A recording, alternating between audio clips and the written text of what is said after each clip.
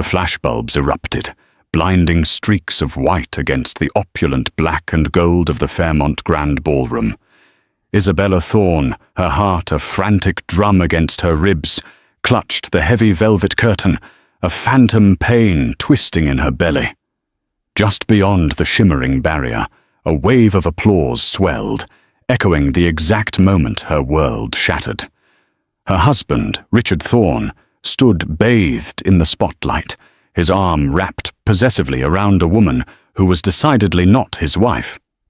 It was Serena Vance, the rising starlet whose face graced billboards and magazine covers, now glowing beside her husband. Richard's smile, usually reserved and almost austere in public, was wide and unrestrained, a vibrant beacon of betrayal. Isabella, 6 months pregnant, and reeling from his casual announcement just last week that he needed space, felt the bitter bile rise in her throat. He hadn't just taken space. He had filled it with someone else, publicly, flagrantly. The roar of the crowd, the tinkling of champagne glasses, the saccharine music. It all blended into a deafening symphony of her humiliation. Isabella had spent the day in a haze, the doctor's appointment confirming her suspicions, the persistent nausea, the unusual cravings, the fluttering life within her. A baby. Richard's baby. She'd clutched the sonogram photo, a tiny, blurry promise, feeling a fragile hope bloom amidst the recent chill in their marriage. She had planned a romantic dinner, a quiet revelation, hoping the news would bridge the growing chasm between them. Instead, she'd walked into their sprawling suburban mansion, the scent of his expensive cologne lingering in the air, only to find a hastily scribbled note on the marble kitchen island. "Isabella, I need some time alone. Don't worry, I'll be in touch." No explanation, no further details, just a cold, impersonal dismissal after 12 years of marriage. He hadn't even called. Hours later, scrolling through her phone, a society gossip site had caught her eye.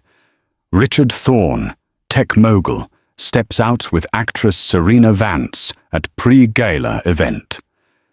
The accompanying photo showed them laughing, Serena's hand delicately placed on his arm, her eyes sparkling with an intimacy Isabella hadn't seen in Richard for months. The space he needed wasn't solitude. It was a stage. Tonight was the annual Thorne Foundation Charity Gala, an event Isabella had meticulously planned for months, an event she was supposed to co-host.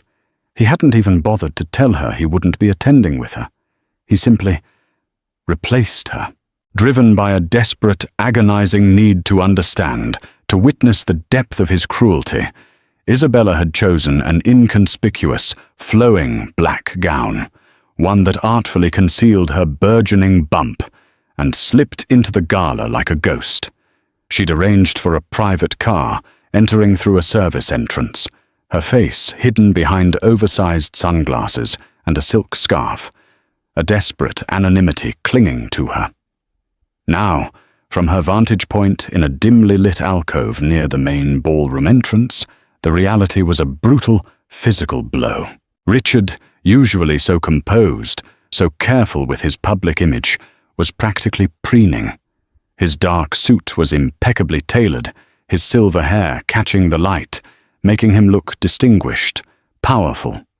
Serena in a shimmering emerald green gown that accentuated her slender figure, hung on his every word, her laughter a melodic counterpoint to the drone of the gala. Isabella felt a primal scream build in her chest, but it was trapped, suffocating, a silent testament to her shock. She watched as a procession of society columnists and photographers descended upon them. Richard, usually media-shy, posed readily, his arm still around Serena's waist.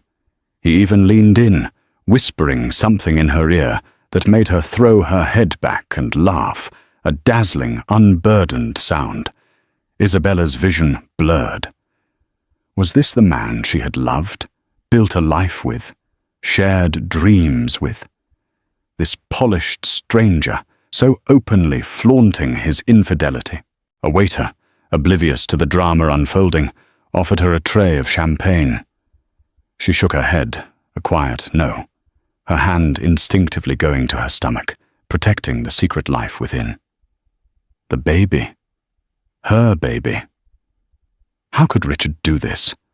How could he discard her, their years, their future, with such callous disregard? The weight of her pregnancy suddenly felt immense, a tangible anchor to a future that was now utterly uncertain. She turned away, the opulent room spinning around her, the air thick with perfume and betrayal. She couldn't stay. Every saccharine smile, every flash of light, every whispered compliment directed at the new couple felt like a stab. She needed to escape, to breathe, to figure out what to do next. But as she moved to leave, a familiar voice, sharp and cutting, sliced through the din. "Isabella, is that you?" Her blood ran cold. It was Eleanor Vance, Serena's mother, a woman Isabella had known casually through various charity committees. Eleanor, a formidable socialite with an unwavering gaze, stood barely 10 feet away, a glass of Chardonnay in hand, her eyes narrowed in suspicion. Isabella froze, her heart hammering. The last thing she needed was a confrontation. Eleanor, a woman who had clearly mastered the art of observation, slowly walked towards Isabella, her perfectly manicured hand gesturing vaguely. "I thought I recognized that distinctive black wrap, and you're not usually one for hiding in the shadows, dear. Where's Richard?" Her voice, though superficially polite, carried an undercurrent of something sharp, almost predatory. Isabella's mind raced. Deny everything? Pretend she was just a guest? No, Eleanor was too shrewd. "Good evening, Eleanor," Isabella managed, forcing a polite smile that felt brittle. "Richard is around. I just stepped away for a moment." She gestured vaguely towards the main ballroom, hoping to divert Eleanor's gaze, but Eleanor's eyes, bright and knowing, remained fixed on her. "Yes, he certainly is around. With my Serena, I believe. They make quite a striking couple, don't they?" A triumphant smirk played on her lips. "Such a shame about your delicate condition. It's hard to compete with youth and vibrancy, isn't it?" Isabella felt a flush creep up her neck. Delicate condition? Had she guessed? Or was it just a cruel jab at her recent weight gain? She clasped her hands, nails digging into her palms. "I'm not sure what you're implying, Eleanor." Eleanor merely chuckled, a dry, rustling sound. "Oh dear, Isabella, you're far too intelligent to be playing innocent. Richard and Serena, well, let's just say their connection has been blossoming for quite some time. My daughter is a passionate woman, and Richard, it seems, appreciates that." She took a slow, deliberate sip of her wine, her eyes never leaving Isabella's. "You know, Serena has always admired Richard, his drive, his ambition, his ability to provide." The last words were delivered with a pointed emphasis, a thinly veiled reference to Isabella's own status as a trophy wife, a silent accusation of her perceived inadequacy. The words stung, igniting a spark of defiance in Isabella. She wouldn't let Eleanor see her crumble. "Our marriage, Eleanor, is not something you understand, and my condition, as you so delicately put it, is my own private affair." Eleanor's smile widened, devoid of warmth. "Indeed, just as my daughter's affections for your husband are now very much public." She paused, her gaze sweeping over Isabella, lingering on her slightly rounded middle. "You know, Richard is a powerful man, Isabella. He's used to getting what he wants, and what he wants, it seems, is new. Exciting." She leaned in conspiratorially, her voice dropping to a whisper. "You really should have kept a closer eye on him. Men like Richard, They need constant stimulation. And a pregnant wife, well, that's hardly stimulating, is it? The sheer audacity of the woman, the brutal frankness of her cruelty, momentarily stunned Isabella into silence. Her heart pounded, a furious drum. How could she, another woman, speak with such venom and disregard for her pain? "Excuse me," Isabella finally managed, her voice trembling despite her best efforts. "I have no further interest in this conversation." She turned sharply, intending to make a swift exit, but Eleanor's voice followed her, a parting shot. "Just remember, Isabella, in this world, the strong survive. And sometimes, dear, that means knowing when to gracefully step aside." Isabella fled, the encounter leaving her shaken and furious. Eleanor's words, though cruel, had laid bare the unspoken power dynamics at play. Richard was the powerful, wealthy man, and Serena, with her youth and rising fame, was the new, exciting acquisition. And Isabella, the discarded wife, was expected to simply fade away. She found herself in the grand foyer, the massive crystal chandeliers sparkling like frozen tears above her. The air felt suffocating. She needed to get out. She pulled out her phone, her fingers fumbling, to call her driver. As she waited, she saw Richard and Serena being escorted out a side entrance by his security detail, clearly leaving the gala early. Serena was laughing, her head thrown back, her emerald dress shimmering. Richard looked utterly captivated. A cold, hard resolve began to crystallize within Isabella. This wasn't just about a broken heart. It was about public humiliation, about a betrayal so profound it threatened to erase her very identity. And now, with Eleanor's cruel words ringing in her ears, she realized this wasn't just a personal tragedy. It was a public battle for dignity, for respect, for her future, and for the unborn child she carried. She wouldn't just disappear. She wouldn't gracefully step aside. She would fight. The days following the gala were a blur of pain, anger, and a desperate sense of strategic planning. Isabella had retreated to a small, unassuming cottage she owned in a quiet coastal town, a place she often escaped to when the pressures of Richard's world became too much. It was a haven, a place where she could shed the expectations of being Mrs. Richard Thorne and simply be Isabella. Now, it was her sanctuary, her war room. She called her best friend Sarah Jenkins, a sharp-witted attorney with a no-nonsense attitude and a heart of gold. Sarah listened patiently, her anger palpable even through the phone line. He did what? Publicly? The absolute nerve of that man. And Eleanor Vance? That viper. Isabella, you cannot let them get away with this. Isabella, pacing the worn wooden floorboards of the cottage, recounted the gala, Eleanor's cutting remarks, and the crushing realization that her marriage was not just over, but annihilated in the most brutal way imaginable. "I'm 6 months pregnant, Sarah. He left me, pregnant, for a celebrity. And his mother-in-law-to-be practically told me to disappear." Sarah's voice was firm. "Then we make them regret ever thinking you'd disappear. You have rights, Isabella, significant rights, and a baby changes everything." Together they began to plot. Isabella decided on a complete vanishing act. No dramatic confrontation, no tearful pleas, no public outcry. Not yet. She would simply cease to exist in Richard's world. She closed down her social media, changed her phone number, and instructed her staff to forward all mail to Sarah's office. She liquidated some personal assets, enough to ensure her financial independence for a substantial period, severing any remaining financial ties to Richard's immediate control.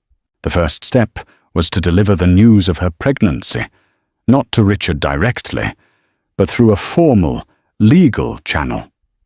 Sarah drafted a letter, stark and unemotional, informing Richard of her pregnancy and her intention to seek full custody and substantial child support, along with an equitable division of their marital assets.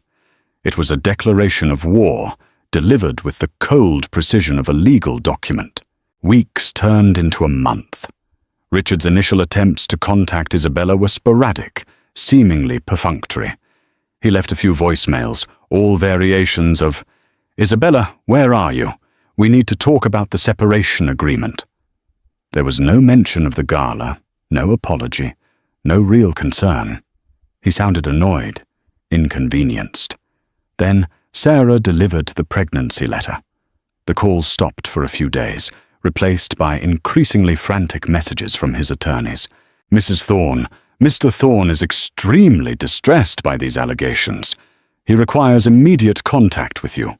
Mrs. Thorne, this is a very serious matter. We advise you to respond to our client's inquiries without delay." Isabella felt a grim satisfaction. He was finally feeling the consequences of his actions. She remained silent, allowing Sarah to handle all communications. Her focus was entirely on her unborn child, on preparing for their new life, and on building her strength, both physical and emotional. She embraced the quiet solitude of the cottage, walking on the beach, reading, and meticulously planning for motherhood.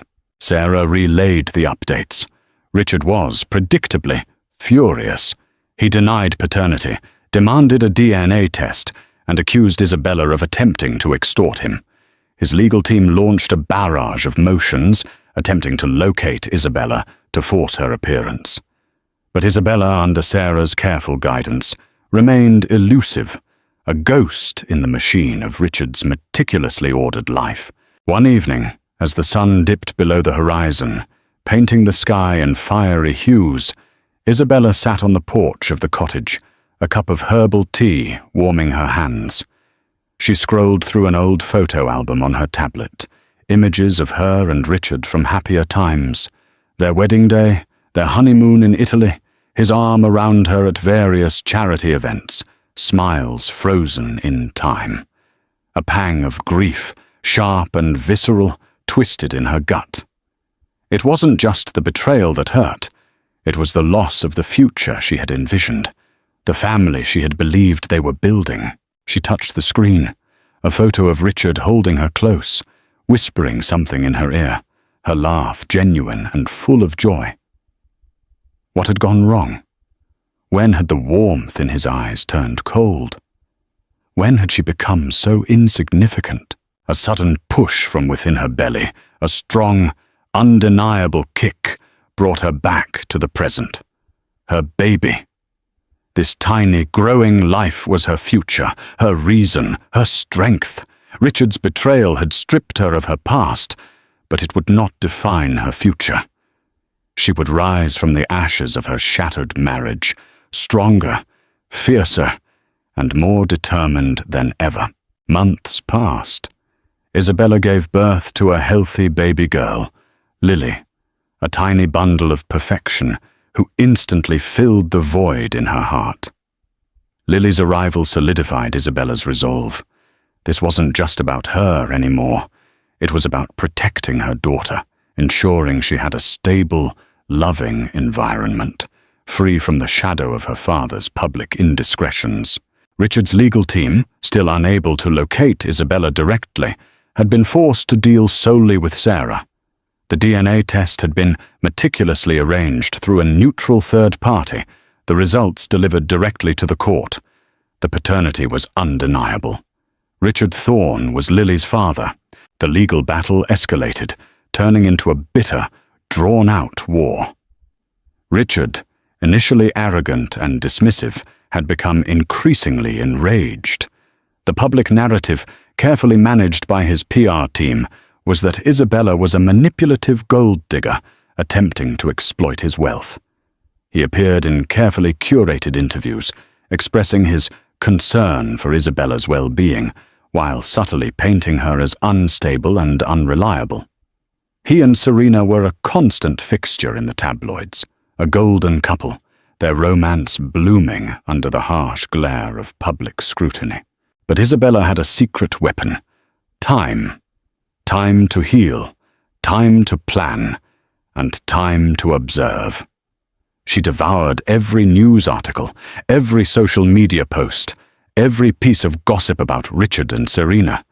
She learned about his business dealings, his public appearances, his new ventures. She began to see patterns, vulnerabilities, and potential weaknesses. One afternoon, as Lily napped in her crib, Isabella sat at her laptop, a determined glint in her eyes. She had always been intelligent, meticulous, and resourceful, skills she had quietly honed managing Richard's household and social calendar, skills he had long underestimated. Now, she was putting them to use. She began compiling a dossier, not just legal documents, but a comprehensive record of Richard's public and private life since their separation. Every photo of him and Serena, every gushing interview, every public display of affection. She cross-referenced financial statements, public filings, and even innocuous social media posts from Serena's inner circle. She noticed inconsistencies, small but significant details that hinted at something deeper than just a romantic affair. One particular detail caught her attention: a series of investments Richard had made in a struggling media company that suddenly, coincidentally, began producing projects starring Serena Vance. Another, the rapid promotion of certain executives within Thorn Enterprises who had personal ties to Serena's family. It was all circumstantial, but it pointed to a pattern of leveraging his corporate power for personal gain and to further Serena's career. Sarah, reviewing Isabella's meticulous findings, raised an eyebrow. "Isabella, this is thorough. Very thorough. What are you thinking?" "I'm thinking Richard Thorn isn't just a cheating husband, Sarah. I think he's using his company, his influence, to prop up Serena's career, potentially at the expense of his shareholders, or even through questionable means. And I think Eleanor Vance is orchestrating a lot of it." Isabella's voice was calm, devoid of the raw emotion that had once consumed her. It was replaced by a cold, strategic precision. Sarah leaned back in her chair, a slow smile spreading across her face. "If we can prove corporate malfeasance, or even just a blatant conflict of interest that impacts the company's value, it changes the entire dynamic of our divorce settlement. It could also make his public image, the one he's so carefully cultivated, utterly crumble. The idea of exposing Richard, not just as a philanderer, but as a man who abused his power, sent a thrill through Isabella. It wasn't about revenge, not entirely. It was about justice. It was about showing the world the true face of the man who had so casually discarded her and their unborn child. "But how do we prove it?" Sarah asked, tapping a pen against the table. "These are high-level dealings, not easily accessible to an outsider." Isabella smiled, a genuine, almost predatory smile that hadn't graced her lips in months. "Richard may think he knows me, Sarah, but he never truly saw me. He saw a wife, a homemaker, a pretty face to accompany him to galas. He never saw the woman who meticulously managed his life, who had access to every corner of his world, who knew his routines, his confidants, and even his blind spots." She paused, her eyes glinting with a newfound strength. "He made a mistake, Sarah. He underestimated me. He forgot that even in a gilded cage, a lioness still retains her claws." The battle lines were drawn. Isabella, no longer a vanishing wife, was a formidable opponent. With Sarah's legal expertise and Isabella's intimate knowledge of Richard's world, they began to chip away at his carefully constructed facade. Their first move was to formally petition the court for a temporary restraining order, citing Richard's continued harassment and attempts to disparage Isabella in the media. This was a strategic play, forcing Richard's legal team to focus on a new front, and giving Isabella a much-needed shield from his relentless public relations attacks. The judge, swayed by the meticulously documented evidence of Richard's public statements and the recent DNA confirmation of Lily's paternity, granted the order. The media, who had been fed a narrative of Isabella as a disgruntled ex-wife, suddenly found themselves with a more complex story. Next, Sarah subpoenaed financial records related to the media company investments and the promotions within Thorn Enterprises. Richard's lawyers fought tooth and nail, claiming these were unrelated to the divorce proceedings. But Sarah argued, persuasively, that Richard's personal conduct and potential misuse of corporate assets had a direct bearing on the division of marital property and his fitness as a parent. The pressure mounted on Richard. His public appearances became less frequent, his usual confident demeanor replaced by a strained smile and darting eyes. Serena, too, seemed to be feeling the heat. Her social media posts, once frequent and carefree, became less ebullient, more curated. The image of the golden couple began to show cracks. One day, an anonymous package arrived at Sarah's office. Inside, a USB drive. On it, a series of encrypted emails and internal company memos. Isabella recognized the sender's alias. It belonged to a junior executive at Thorn Enterprises, a young woman Isabella had always been kind to, a woman who had quietly expressed discomfort with some of Richard's more ethically ambiguous decisions. The emails confirmed Isabella's suspicions. Richard had indeed used company funds and resources to artificially inflate Serena's career, bypassing ethical guidelines and potentially defrauding shareholders. The evidence was damning. It wasn't just a conflict of interest, it bordered on corporate fraud. With this new evidence, Sarah filed an amended petition, alleging Richard's financial misconduct and demanding a comprehensive forensic audit of Thorn Enterprises. This was no longer just a divorce, it was a potential criminal investigation. The news hit the tabloids like a bombshell. Thorn Enterprises under scrutiny. Millionaire mogul accused of fraud in bitter divorce battle. The narrative shifted dramatically. Richard Thorn, once the untouchable tech titan, was now a man facing serious legal and ethical challenges. His carefully crafted image of a benevolent visionary crumbled, replaced by accusations of greed and malfeasance. The public, fickle as always, turned against him.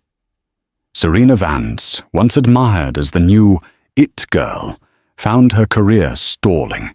Film offers dwindled, endorsement deals were pulled, and the paparazzi, once clamoring for her photos, now hurled questions about Richard's integrity. Her Instagram comments, once filled with fawning praise, were now rife with accusations of being a home-wrecker and an accomplice. Isabella, watching from her quiet sanctuary, felt a strange mix of vindication and sadness. This wasn't the Richard she had married, the man she had loved. This was a man consumed by power and ego, a man who had sacrificed everything, including his integrity, for fleeting gratification. One afternoon her phone rang. It was Richard. His voice, once arrogant and dismissive, was now tinged with desperation. "Isabella, please, we need to talk. This is getting out of control. Your lawyer is destroying my life, my company." Isabella listened, a cold satisfaction settling over her. "You destroyed our life, Richard. And now you're facing the consequences of your own actions. But Lily, think about Lily. Do you want her to grow up with a father facing criminal charges? Think of the scandal." He was playing the victim, trying to manipulate her with their daughter. "You should have thought about Lily, Richard, when you abandoned your pregnant wife and paraded your mistress in front of the entire city. You should have thought about Lily when you compromised your company's ethics. This isn't about me destroying your life, Richard. This is about you facing the truth of who you've become." She hung up, her hand trembling slightly. It was a victory, a significant one. but it was also a stark reminder of the wreckage he had created. The path to redemption for Richard seemed impossible, perhaps even undeserved. But for Isabella, it was just the beginning of reclaiming her own life, on her own terms, with her daughter by her side. The pressure on Richard became unbearable. Shareholders were demanding answers. The board of directors initiated an internal investigation, and the district attorney's office was rumored to be looking into the fraud allegations. Serena Vance, finding her career in tatters and her reputation ruined, finally broke.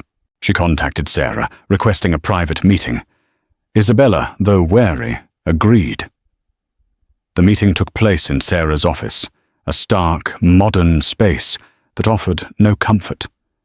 Serena walked in, a shadow of her former glamorous self. Her eyes were red-rimmed, her designer clothes looked rumpled, and the confident sparkle was gone. She looked afraid. "I need to tell you everything," Serena whispered, her voice hoarse. "I can't do this anymore. He's going to drag me down with him." Isabella watched her, a mix of pity and cold anger churning within her. This woman had stolen her husband, paraded her infidelity, and now she was looking for a way out, a way to save herself. Serena began to speak, a torrent of confession pouring out of her. She admitted that the affair had started almost a year before the Gala, cultivated by Eleanor Vance, who saw Richard as a lucrative target for her daughter's career. Eleanor had orchestrated meetings, encouraged Serena to pursue him relentlessly, and even coached her on how to appeal to Richard's ego and desire for novelty. "My mother, she pushed me," Serena explained, tears streaming down her face. "She said it was my big break, that Richard could make me a superstar. She said Isabella was old news, a tired wife who didn't appreciate him." Isabella felt a fresh wave of disgust. Eleanor Vance, the architect of her destruction. Serena then detailed Richard's increasingly desperate attempts to secure roles for her, funneling money from Thorne Enterprises into struggling production companies in exchange for Serena's casting. She described how Richard had instructed her to actively promote his businesses on her social media, blurring ethical lines and creating a false sense of endorsement. She even admitted to faking certain social media posts to make their romance seem more genuine and impactful to the public. "He was so caught up in the fantasy," Serena said, wiping her eyes. "He loved the idea of the powerful CIO with the beautiful famous actress on his arm. And I loved the attention, the opportunities. But then you disappeared, and the baby news came out, and everything started to fall apart. My career is ruined. I get hate mail every day. He's a monster." Isabella listened, her face impassive. She felt no satisfaction in Serena's misery, only a hollow ache. This wasn't about revenge anymore. It was about exposing the truth, about holding Richard accountable for his actions, and about finding peace for herself and Lily. "What do you want, Serena?" Sarah asked, her voice calm and professional. "Immunity," Serena pleaded, looking at Isabella. "I'll testify. I'll give you everything. Emails, texts, recordings. I have it all.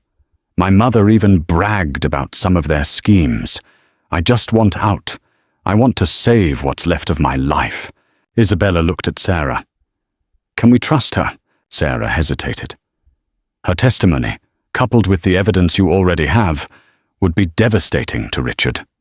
It would effectively end his career and potentially lead to criminal charges. But we need to verify everything she provides." Isabella finally spoke directly to Serena. "If you lie, if you omit anything, if you try to protect him or your mother, we will not hesitate to expose you as an accomplice. Do you understand?" Serena nodded frantically. "I understand. I promise. I'll tell the truth." The meeting concluded with an agreement. Serena would cooperate fully, providing all evidence and testimony. In return, Sarah would advocate for a lenient plea deal for Serena, provided her information was accurate, and led to a successful prosecution of Richard. Leaving Sarah's office, Isabella felt a heavy weight lift from her shoulders. The psychological torment of Richard's betrayal, the public humiliation, the fight for her daughter's future. It all coalesced into a clear path forward. The truth was about to be laid bare, and Richard Thorne would finally face the music. The courtroom was packed, a tangible buzz of anticipation filling the air. Journalists jostled for seats, sketching furiously in notebooks, their lenses glinting. Richard Thorne, flanked by a phalanx of high-powered attorneys, looked significantly older, his face etched with worry. His once impeccable suit now seemed to hang slightly on his frame. Serena Vance, looking pale and subdued, sat separately, her presence a silent testament to the unraveling of Richard's world. Isabella, serene and composed, sat beside Sarah, holding Lily's tiny hand in hers, a symbol of her renewed strength. The trial began, a relentless barrage of evidence.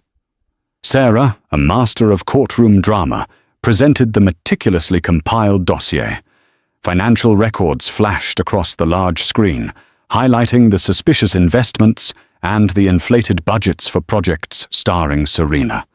Internal emails were read aloud, revealing Richard's instructions to manipulate corporate resources for personal gain. Then came Serena's testimony. She recounted the affair with chilling detail, her voice cracking as she confessed to her part in the deception. She provided recordings of conversations with Richard, where he openly discussed leveraging his company to boost her career, and even detailed some of Eleanor Vance's conniving plans. Eleanor, observing from the gallery, looked livid, her face a mask of fury. Richard's lawyers tried to discredit Serena, painting her as a jilted lover seeking revenge, but her testimony was corroborated by the overwhelming documentary evidence. They also tried to portray Isabella as a vengeful ex-wife, but Sarah countered with a powerful narrative of a woman abandoned, publicly humiliated, and forced to fight for her dignity and her child's future. Isabella took the stand, her voice clear and steady. She spoke of her marriage, her love for Richard, and the crushing betrayal at the Gala. She spoke of her pregnancy, her fear, and her determination to protect Lily. She showed photos of Lily, healthy and beautiful, her birth certificate clearly listing Richard as the father. Her testimony was devoid of theatrics, just a quiet, dignified telling of her truth. Under cross-examination, Richard's attorney tried to corner her, questioning her motives, her financial independence. But Isabella, prepared by Sarah, remained calm, answering each question with unflappable logic and grace. The pivotal moment came when Sarah called Richard Thorne to the stand. He was arrogant at first, denying the allegations, attempting to deflect blame. But under Sarah's relentless questioning, the cracks in his composure began to show. She presented him with his own emails, his own financial records, his own words from the recordings Serena had provided. "Mr. Thorne," Sarah's voice rang through the courtroom, "isn't it true that you knowingly used Thorne Enterprises funds to advance Miss Vance's acting career, thereby committing a blatant conflict of interest and potentially defrauding your shareholders?" Richard stammered, his face turning beet red.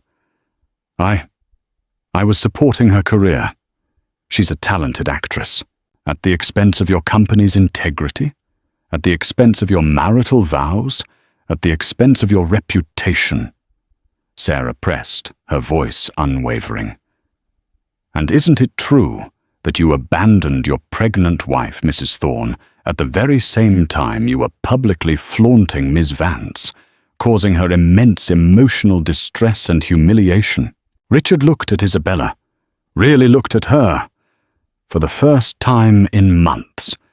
His eyes, once dismissive, now held a flicker of something akin to shame, or perhaps just fear of consequences. He mumbled, I I made mistakes. Mistakes, Mr. Thorne, Sarah countered, or calculated choices that benefited you and Ms. Vance at the cost of everyone else. The weight of the evidence, the relentless questioning, and the undeniable truth of his actions finally broke him. Richard Thorne, the formidable tech mogul, crumbled on the stand. He admitted to the affair, to the misuse of company funds, to his callous treatment of Isabella. He confessed to prioritizing his ego and his new relationship over his responsibilities as a husband, a father, and a CEO. The courtroom erupted in gasps and whispers. The judge, after a tense silence, called for a recess. Isabella felt a profound sense of closure. The truth was out. The lies were exposed. Richard's empire, built on ambition and now stained by deceit, was crumbling. It wasn't a triumphant feeling, but a quiet, solemn one. The battle had been long and arduous, but justice, it seemed, was finally within reach. The aftermath of the trial was swift and decisive. Richard Thorne faced multiple civil lawsuits from shareholders and was forced to resign as CEO of Thorne Enterprises. He was hit with substantial fines and community service, and his public image was irreparably damaged. His fortune, once seemingly limitless, was significantly diminished by legal fees and settlements. Eleanor Vance, implicated in Serena's testimony, faced her own legal troubles and public condemnation, her social standing in tatters. Serena, thanks to her cooperation, received a lighter sentence and began the difficult process of rebuilding her life and career, far away from the spotlight. Isabella, on the other hand, emerged from the wreckage with her dignity intact, her reputation restored, and her future shining brightly. The court granted her full custody of Lily, with Richard having supervised visitation rights, a testament to his past actions and the need to protect their daughter. The divorce settlement was substantial, ensuring Isabella and Lily's financial security for life. But more than the financial gains, Isabella gained something invaluable: her self-worth. She had faced betrayal, humiliation, and a powerful adversary, and she had not only survived, but thrived. She had found her voice, asserted her strength, and fought for justice. She sold the sprawling mansion she had once shared with Richard, severing the last physical tie to her past life. With the proceeds and a portion of her settlement, she bought a beautiful, sun-drenched home in a vibrant, family-friendly neighborhood, far from the whispers of high society. Her relationship with Sarah deepened into an unbreakable bond. Sarah became not just her lawyer, but her closest confidant, her chosen family. One sunny afternoon, Isabella sat on the porch swing of her new home, Lily giggling in her lap. The little girl, now a boisterous toddler with Richard's dark hair, and Isabella's bright, inquisitive eyes, pointed at a butterfly flitting by. "Mama, Fluffy!" Isabella hugged her daughter tightly, a wave of profound love washing over her. This was her redemption. This was her deeply satisfying conclusion. She had built a new life, a life filled with genuine love, peace, and authenticity. She was no longer Mrs. Richard Thorne, the abandoned wife. She was Isabella, a strong, resilient mother, charting her own course. She thought of the Gala, the night her world had shattered. She thought of the pain, the betrayal, the humiliation, but she also thought of the strength it had ignited within her, the courage it had given her to fight, and the path it had forged towards this beautiful, new beginning. Richard occasionally saw Lily during supervised visits. He was a quieter man now, humbled and subdued. There was no animosity between them, just a quiet, almost sad understanding. He had lost everything that truly mattered, and Isabella, by losing him, had gained her true self. As the sun began to set, casting a golden glow over her new home, Isabella smiled. Her life was far from perfect, but it was real. It was hers, and it was just beginning. She had walked through fire and emerged stronger, more whole, and profoundly grateful for the lessons learned and the love found. If you found Isabella's journey inspiring, if her courage resonated with your own experiences of overcoming adversity, please like this story, share it with someone who needs to hear it, and subscribe to our channel for more tales of resilience and empowerment. Your support helps us bring these powerful stories to life. Thank you for watching.